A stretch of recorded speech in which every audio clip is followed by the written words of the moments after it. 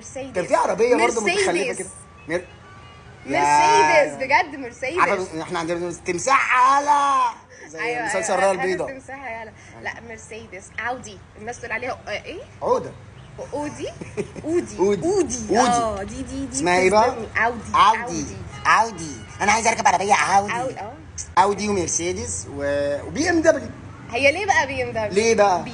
بي حرف البي، ام، حرف الام، دبليو. ايه الاختراع اللي انت قلتيه؟ هو ايه اللي بي ام دبليو؟ ليه بقى اسمها بي ام دبليو؟ عشان اسمها بي، حرف البي. ما اسمهاش دبليو، اسمها دبليو عشان هي يو ويو لازقين، يو لازقين في بعض، تخيل. لا هي في وفي، لا فالمفروض يبقى اسمها بي ان في.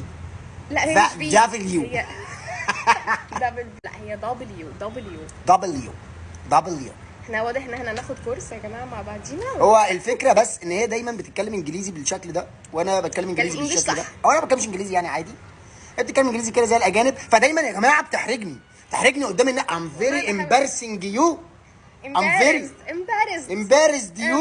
embarrassed في باريس. انا مشكلتي بقى بصلح كتير يعني دايما. لا تصلحي، يعني اسيبك العبك؟ لا تصلحي. اسيبك ضايع كده وسط الناس؟ فيه خالص.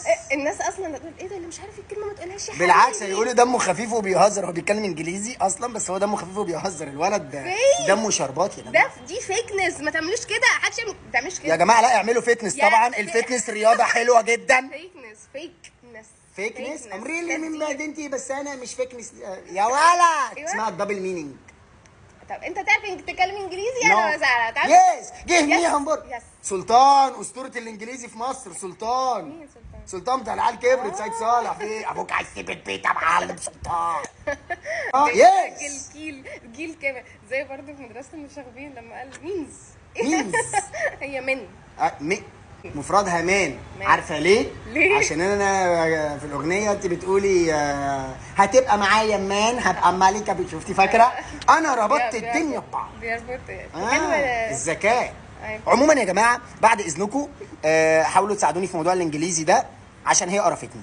شكرا. وايه رايكم؟ هل انا المفروض اتعلم انجليزي ولا يكفي؟ انا شايف انه يكفي جدا ان هي بتتكلم انجليزي، ولو احنا احتاجنا اي حد يكلمنا انجليزي هخليها هي واقول عليها مترجمه بتاعتي، وانا متجوزه بستغل الفرصه. انا استغل ان انا بتكلم انجلش كويس عشان انا ادربك بالانجلش تتكلم انجلش فلوينتلي زي ما انا بتكلم فلوينتلي. موافق، وانا هديكي كورس شعبولي.